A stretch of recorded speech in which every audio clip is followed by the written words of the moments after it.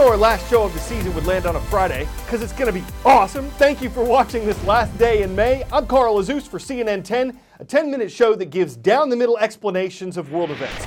On our April 11th program, which is in our archives at CNN10.com, we told you how Israeli Prime Minister Benjamin Netanyahu had won a fifth term as his nation's leader. That would make him the longest-serving prime minister in Israel's history.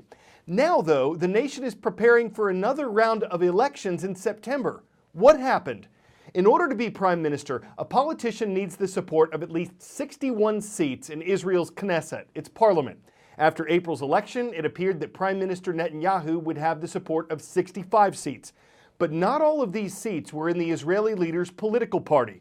There's usually a coalition, a group of political parties working together that form the Knesset majority. This time, though, that didn't happen. A coalition didn't come together. There was a deadlock among Israeli party leaders. So it'll once again be in the hands of Israel's voters. New elections will be held in the hopes of establishing a coalition that works together in the Knesset. What happens in Israel is important to nations around the world. Israel is America's closest ally in the Middle East, and Israel's government is crucial to peace negotiations between Israelis and Palestinians. The situation in Israel now is simply unprecedented. Never before in the history of the country has a prime minister failed to form a government after an election, but that's exactly what happened here. Benjamin Netanyahu, who appeared to have a clear path to a right-wing coalition after the April elections, failed to put together a government with his coalition partners deadlocked. He'd been in tough negotiations before, and he'd always found a way out, but this time he couldn't do it. Netanyahu essentially had two options here. Go to the president, say he's unable to form a government, and risk someone else being given the chance, perhaps becoming prime minister, or legislate new elections, and that's the option he went with. It means he remains in charge of his Likud party, in charge of the Knesset, and in charge of the country as prime minister. Those elections scheduled for September 17th. Israel has never had two national elections within months of each other like this, but that's where this country is headed. These results, of course, go beyond internal Israeli politics. President Donald Trump's team was ready to roll out part of its long-awaited peace plan. This may throw those plans into turmoil. On top of that, Netanyahu faces criminal investigations and potential charges. Those aren't going away, with a hearing scheduled for October. All of that now hangs in the balance, with Israel heading for elections in 3.5 months again. Oren Lieberman, CNN, Jerusalem. Two leaders on opposite sides of a trade dispute and opposite sides of the Pacific are getting ready to meet next month at the G20. That stands for Group of 20. It's where the leaders of 20 of the world's largest economies meet to discuss issues like international trade. That's especially significant to the United States and China. For months, they've been trying to reach a new trade agreement, but they haven't so far, and they've imposed back and forth tariffs, taxes on imports of one another's goods. It's being called a Cold War in tech. The White House essentially blacklisting the second largest smartphone maker in the world, China's crown jewel of high technology, Huawei, a symbol of the Chinese government's strategy to dominate high tech. It opens a new front in President Trump's trade war with China, barring Huawei from buying or licensing American parts, with ripple effects through global supply chains. American chipmakers can no longer sell to the Chinese without U.S. government licenses. Google has suspended updates for Android phones made by Huawei. The U.S. says isolating Huawei is a matter of national security. China says it is a victim of U.S. bullying. Now, the Commerce Department issued limited exemptions for Huawei products, but the new tough strategy on confronting China remains in place overall. But the NASDAQ is still up this year, an impressive amount. And even with tariffs and counter-tariffs, the NASDAQ is still higher than it was when the trade war began last summer.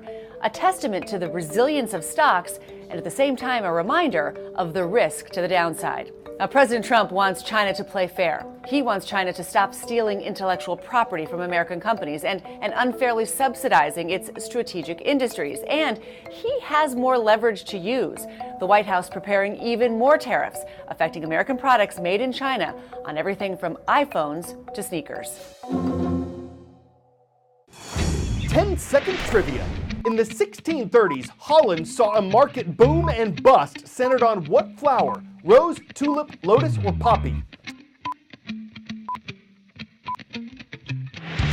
Holland's 17th century frenzy was called tulip craze or tulip mania.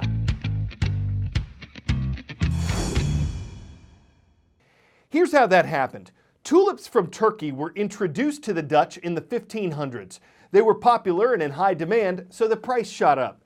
Rare color patterns of tulips drove that price even higher, so much so that people started mortgaging their homes and estates to get bulbs that they hoped to then resell at a profit. But the flower fades. In 1637, some began to doubt that they really would make more money on tulips, and they started selling them. Others followed. The tulip craze suddenly came crashing down. Entire fortunes were lost, and the event stands as a reminder today about the risk of speculative investments. What better place to discuss this than at the world's largest flower auction, a place not far from Amsterdam where tens of millions of plants are traded every day.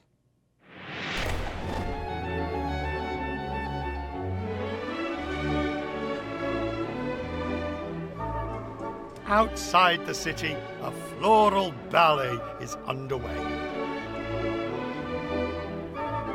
Tourists are drawn to Alsmeer Flower Auction, the world's biggest. Today's trade grew from tulip mania, the 17th century economic bubble, when tulip bulbs sold for more than a year's wages. The Dutch fervour for flowers hasn't waned a bit.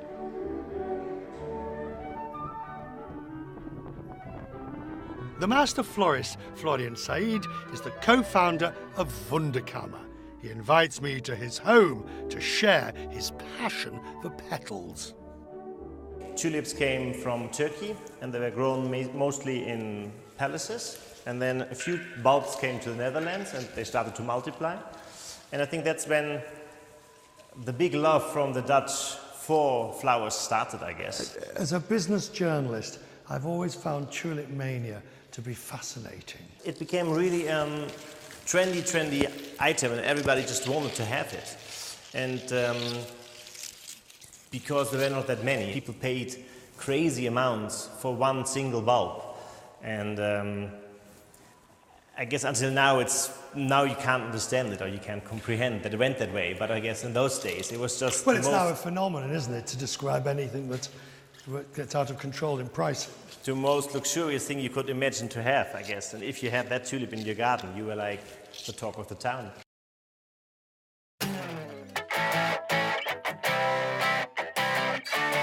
Most people use video games for entertainment. A Colorado high school student recently used Just Dance to devise a new method of conducting spinal surgery.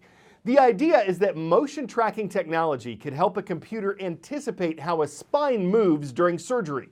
The surgeon would then wear an augmented reality headset to see the images and do the work. This still needs testing, but it won the student $75,000 at a science fair. So the idea has backbone. Even if it's a little mind-bending and spine-bending, it's spellbinding. He was able to spinal tap into tech to vertebrate virtual reality with radiology to fuse a radiological solution, even if he had to bend over backwards to make it work. I'm Carl Azus on the loose for CNN 10.